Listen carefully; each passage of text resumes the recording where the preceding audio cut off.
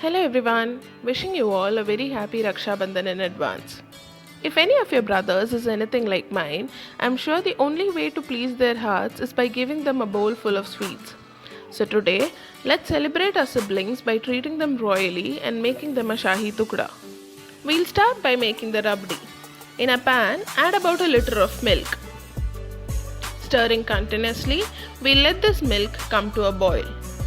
Make sure that you stir the bottom of the pan very well. Milk generally tends to stick to the bottom if left unattended.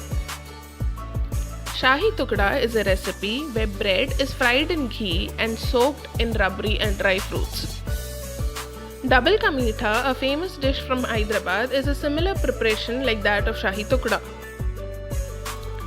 Once the milk comes to a boil, add about half cup of condensed milk. The condensed milk will ease in the process of making the rabdi thick. Now, add about 3 tablespoons of sugar and mix it well with the milk. Remember to continuously stir the milk so that it does not stick to the sides. Scrape off the residue of the milk that sticks to the side and the bottom. Scraping off the milk solids from the vessel adds to the thickness of the rabri while also giving it a beautiful texture. Let the milk reduce to half its quantity on a low to medium flame. It takes about 30 to 40 minutes to achieve the desired consistency of the rabri, but it is definitely worth the wait. Till then, remember to continuously stir, scrape and mix. As you can see, the milk is slowly reducing in quantity. It's also becoming slowly thicker and softer. It is now time to add in the paneer. We add paneer to give a solid texture to the rabri. Let the paneer cook with the rabri and absorb all the flavors. Meanwhile, do not forget to stir, scrape and mix. Now, let's add in some chopped almonds to the rabri. You may add any nuts of your choice. Nuts are basically added to give the rabri a crunchy texture. Continue to cook the rabri on a low to medium flame for another 5 to 10 minutes.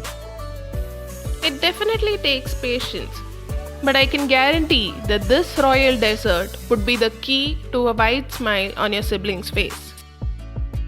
Once your rabri is nice and thick, switch off the gas. Add in some cardamom powder for its beautiful aroma and fresh flavor. Mix this well with the rabri. Now let the rabri cool and come down to room temperature. While we wait for the rabri to cool, let's get a head start on our bread. Take about 6 slices of bread and cut them to your desired shape.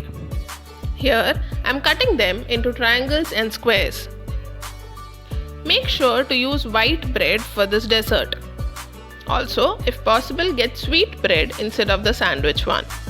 The sweetness of the bread definitely makes a difference to the dessert.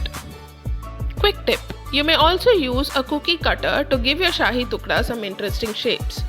Now, in a pan, pour about 2 to 3 tablespoons of ghee. Instead of deep frying the breads in ghee as stated in the authentic recipes, we pan fry the breads in ghee, giving it a small but healthy twist. Smear the other side of the bread with ghee.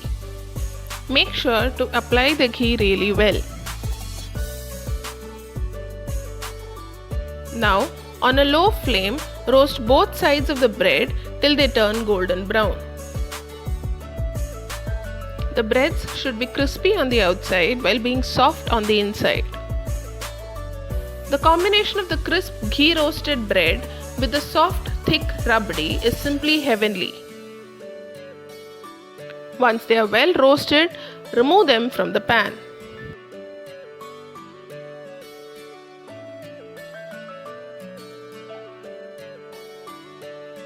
Roast the other pieces of the bread in the same way. Make sure to roast these breads only on a low flame. This should be the exact texture of the bread. Now pour some rabri on these breads and enjoy. You may also serve this with chilled rabri. Bon appetit!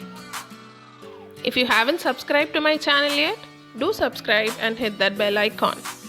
If you like this video, give it a thumbs up and share it with your family and friends.